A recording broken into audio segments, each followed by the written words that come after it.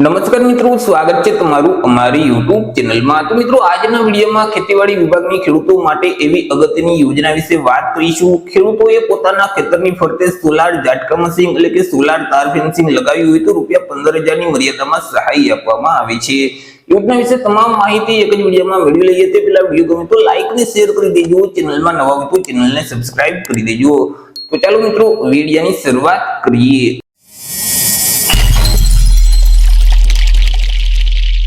તો સૌથી પહેલા મિત્રો આપણે વાત કરી લેશું આજે સોલાર તાર ફેન્સિંગ સહાય યોજના છે તે યોજનાનો મુખ્ય હેતુ શું છે।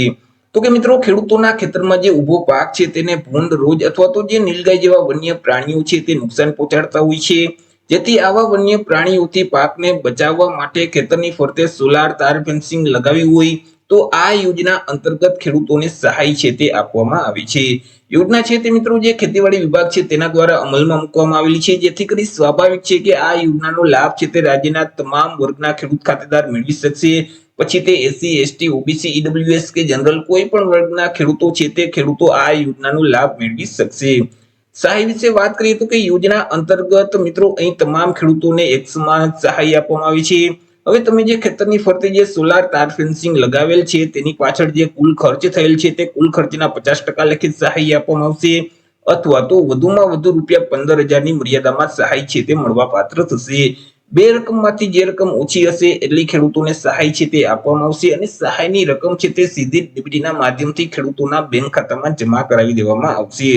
હવે મિત્રો, જે ખેડૂતોએ અગાઉ જે કાટાળી તાળની વાડ બનાવવા માટેની યોજના છે તેનો જો લાભ લઈ લીધેલ હશે તો ફરીથી આ યોજનાનો લાભ છે તે મેળવી નથી શકાતો। બંનેમાંથી કોઈ પણ એક જ યોજનાનો લાભ છે તે ખેડૂતો મેળવી શકે છે।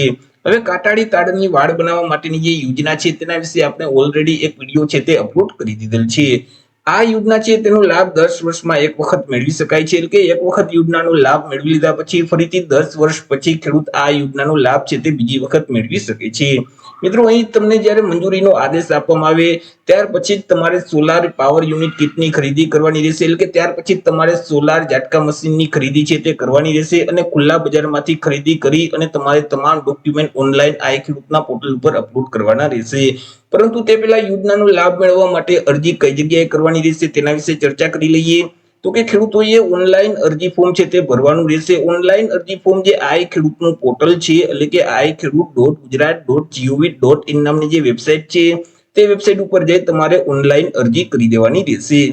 વર્ષ 2026-27 માટે અરજી ફોર્મ શરૂ કરવામાં આવેલા છે। એ મિત્રો 27/3/2026 થી અરજી ફોર્મ શરૂ કરવામાં આવેલા છે અને 26/4/2026 સુધી તમે ઓનલાઈન અરજી ફોર્મ ભરી શકશો। હવે જ્યારે તમને ડોક્યુમેન્ટ અપલોડ કરવાનું કહેવામાં આવે ત્યારે તમારે કયા કયા ડોક્યુમેન્ટ અપલોડ કરવાના રહેશે તેના વિશે વાત કરીએ તો કે તમે એસસી કે એસટી કેટેગરીમાં આવતા હોય તો જાતિના દાખલાની નકલ અપલોડ કરવાની રહેશે। દિવ્યાંગ ખેડૂતો માટે દિવ્યાંગતાનું પ્રમાણપત્ર છે તે પણ અપલોડ કરવાનું રહેશે। રેશન કાર્ડ છે, આધાર કાર્ડ છે, ગામ નમૂના નંબર 7/12 ના ઉતારાની નકલ છે, બેંક પાસબુકના પ્રથમ પાનાની નકલ અથવા તો રદ કરેલ ચેક છે। જો સંયુક્ત ખાતેદાર હોય તો તેવા કિસ્સામાં અન્ય ખેડૂતનું જે સંમતિ પત્રક છે અને તમે જે સોલાર ઝાટકા મશીનની ખરીદી કરેલ છે તેનું ઓરિજિનલ પાકું બિલ પણ તમારે અપલોડ કરવાનું રહેશે।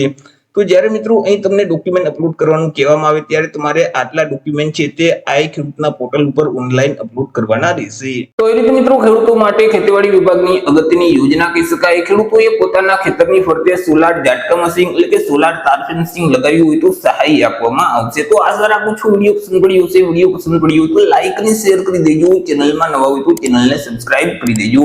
ફરી મળીશું એક નવા ટોપિક સાથે એક નવા જ વિડીયોમાં। ત્યાં સુધી જય હિન્દ, વંદે માતરમ।